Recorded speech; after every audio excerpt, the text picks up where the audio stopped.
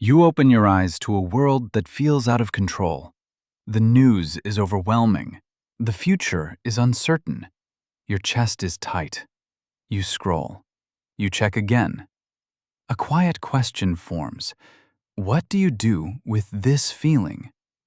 Ancient humans felt exactly this, not a version of it, the same feeling.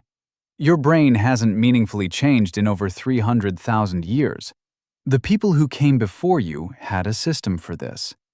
The real answer to what ancient humans did when the world fell apart is not what you expect. Let's go back to the open savanna.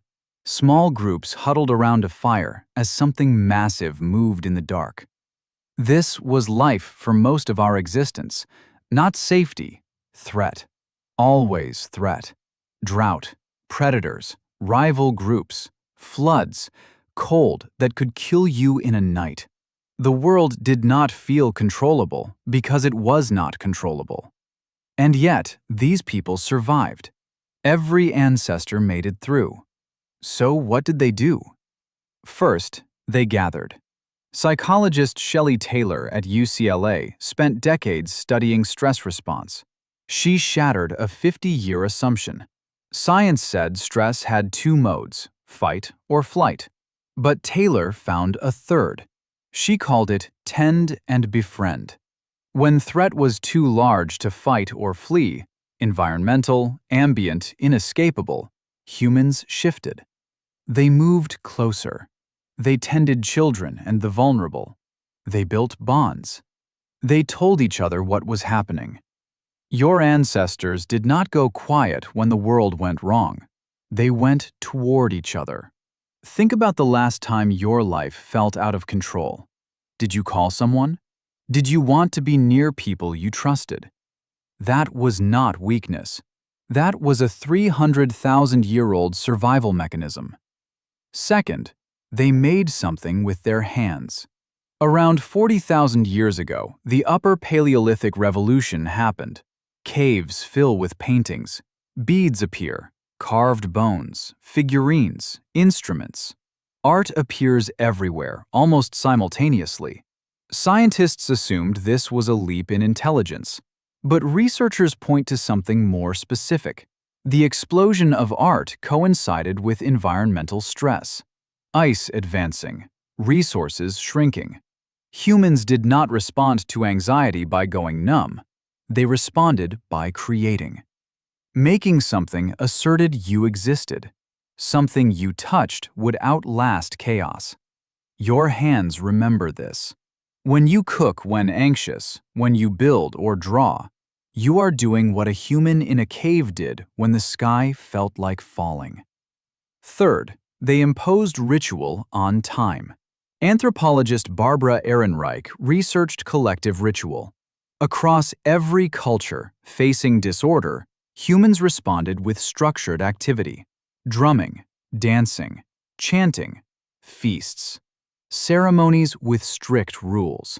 This was not entertainment. This was neurological regulation. When bodies move in rhythm, when you know what comes next, the threat detection system downregulates. Unpredictability eases. Counterintuitive part. You might think modern humans have better options. Therapy, news, data. But neuroscientist Andrew Huberman showed the nervous system responds to uncertainty the same way. The amygdala does not distinguish between predator and news notification. It responds to unpredictability. The modern world produces that signal at unprecedented volume. Your ancestors faced real threats. Chaos had edges. Your chaos has no edges. Ambient and infinite. Refreshing every 30 seconds. Gather, create, ritual are more relevant now than ever. Your brain runs Savannah software. It needs the same inputs. People doing well, the ones navigating chaos with stability, have something in common. Close contact with trusted people. They make things. Cook, build, write, draw, move hands.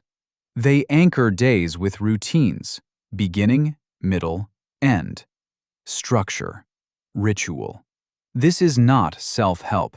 It's what your species learned over hundreds of thousands of years. Something beautiful. People on the other side of history were not stronger. They ran the same brain, same need to feel okay. They made it through by doing unremarkable things.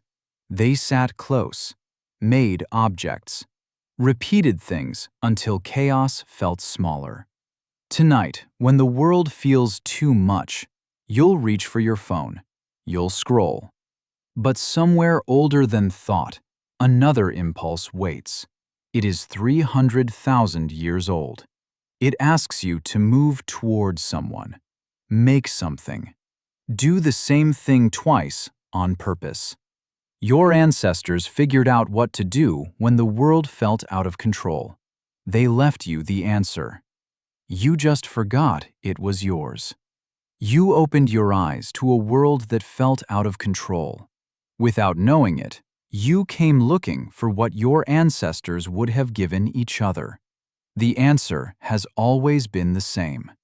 Move closer. Make something. Do it again tomorrow.